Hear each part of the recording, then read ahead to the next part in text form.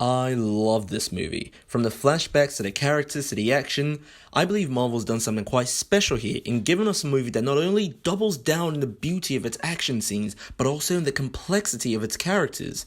Sean himself is a likable, fun protagonist whose Peter Parker-esque wide-eyedness worked in contrast to the heavy and intense action scenes going on.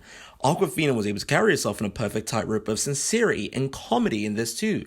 Most of her jokes landed for me, and she got to grow as a character of her best friend Shang. The supporting cast were wonderful too. His sister, his mother, and even his mentor in the land of Talo, or Talo, I don't know, I'm not Asian, forgive me. But of all characters I have to praise in this movie, the one that stole the show, seized the spotlight, and burned their story into the back of my mind was his father, Wenwu. I'm gonna go ahead and say it. This was his film. From the opening, when we get a beautiful and heartfelt flashback sequence of him and Sean's mother, having a nice little interaction, little choreographed kinetic fight that just detailed their relationship so perfectly, I knew his side of the story would be my favorite. The film was able to take us through such an empathetic journey with this man, and we're led to assume that he's the villain. But like all great stories, you begin to understand him and, dare I say, feel sorry for him. His motivations were just so powerful and personal that I almost hesitate to even call him the antagonist. This is a man haunted by his past and the things and people he loved, and it's emotional to watch him fight to regain all those things back. And his relationship with Sean was just so well directed and realized because he wasn't the perfect father, but he loved his children and his family whilst also being aware of his flaws as a parent. It's a very interesting dichotomy Marvel's never really delved into that much. His confrontation with Sean and his daughter is powerful and heart-moving and anchors the emotional core of the film. Never in a long time has Marvel focused so well on their characters and villains, and if this is the way forward, I'm all down for it. Wenwu sits among there with Thanos and Loki. Maybe they're learning from the TV series that that fans respond to deep characters more so than they do just flashy action scenes. Maybe Marvel really learning now.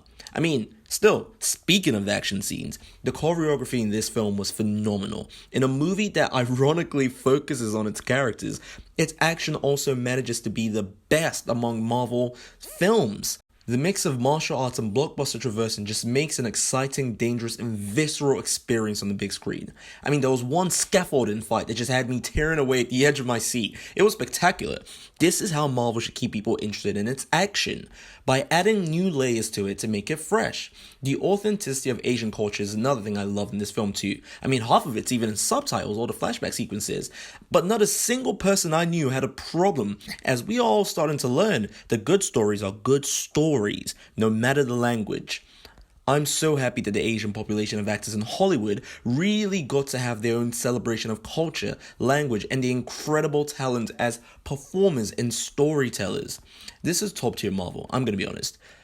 But, unfortunately, as not all things can be perfect, it does suffer from the cliche Marvel third act syndrome, in which a big pointless battle happens, it just becomes a CGI fest of monsters and explosions. It was a bit disappointing, as I'd have liked to see the martial arts choreography, reach its culmination in a smaller scale final act. I learned from one of my videos, I kept talking about, Marvel's shown us moons being thrown at characters, so we need bigger scaled fights.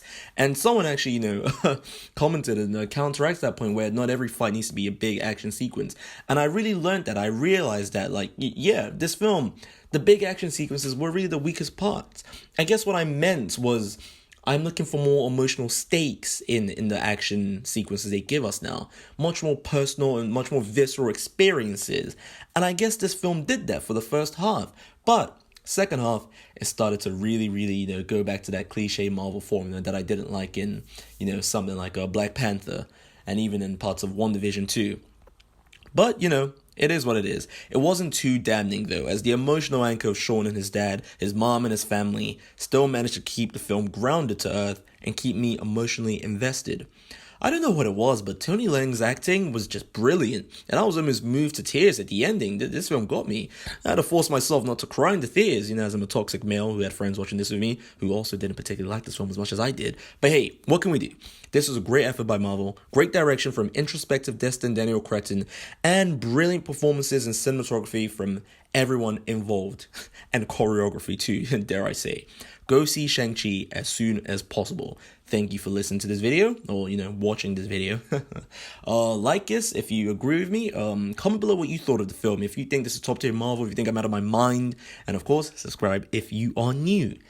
Thanks for watching.